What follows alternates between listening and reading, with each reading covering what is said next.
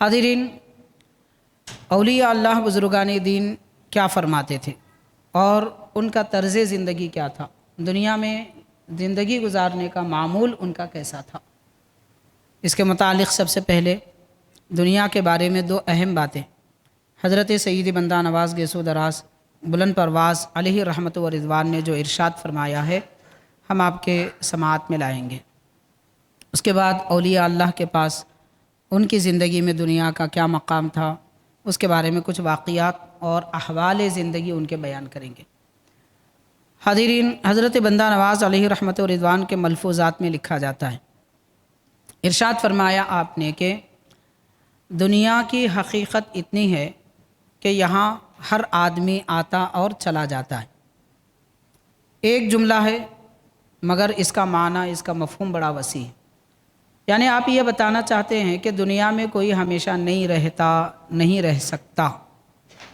तो दुनिया बस इतनी ही है कि यहाँ पर कोई हमेशा नहीं रह सकता। तो जिस जगह किसी को हमेशा रहना ही नहीं है, वहाँ क्या बनाए तो क्या फ़ायदा।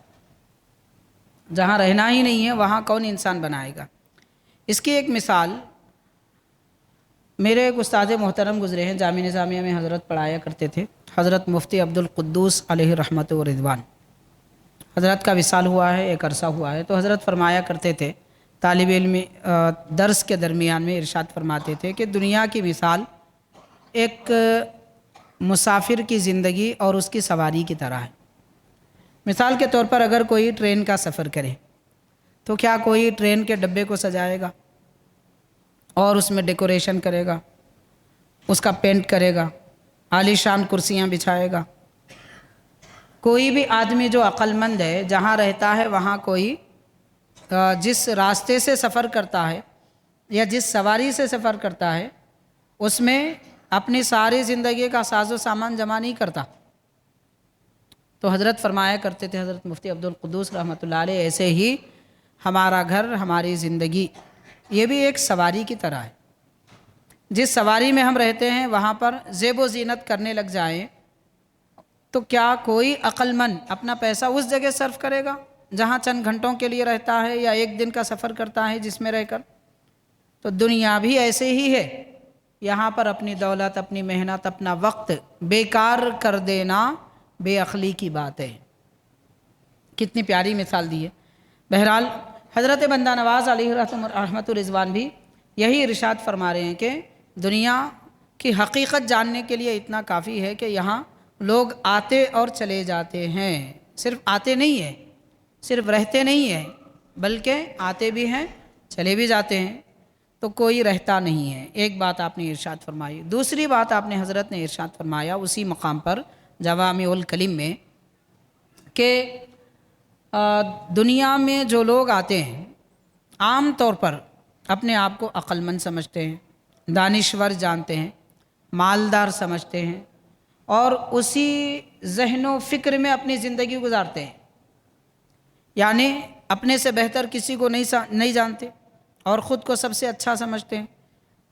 जब ये कैफियत और उनकी ये ज़हनीयत होगी तो क्या वो दुनिया से फ़ायदा उठाएंगे। दुनिया इसलिए बनाई गई है कि उससे आखिरत बनाने का फ़ायदा उठाया जाए। यानी दुनिया में रहे बग़ैर कोई आखिरत नहीं बना सकता। आखिरत अच्छी बनाने का ज़रिया दुनिया है। तो दुनिया में रहना और उसी तरीक़े के मुताबिक रहना चाहिए जो तरीक़ा हुज़ूर अकरम रहमतुल लिल आलमीन सल्लल्लाहु अलैहि वसल्लम ने हमको दिया है। बहरहाल हाज़िरीन किराम, ये एक बात हज़रत बंदा नवाज़ अलैहि रहमत व रिज़वान ने इरशाद फरमाई है। तो हज़रत बंदा नवाज़ गेसो दराज अलैहि रहमत व रिज़वान ने और एक मकाम पे इरशाद फरमाया कि दुनिया में जिस आदमी से पूछिए कि दुनिया बुरी है या भली है, हर आदमी कहेगा कि दुनिया बुरी है। और यही बात आप देखेंगे छोटे से बड़े तक, जिसको पूछिए दुनिया बुरी है कहेगा, कोई अच्छी है नहीं कहेगा। उसके बाद हज़रत फरमाते हैं कि अगर एक पैसा खो जाए तो एक एक दो दो दिन तक अफसोस करते रहेंगे। कुछ नुकसान हो जाए तो अफसोस करेंगे, दिल में हुज़्न मलाल रहेगा, गम छाया रहेगा, आंसू भी निकल जाएंगे।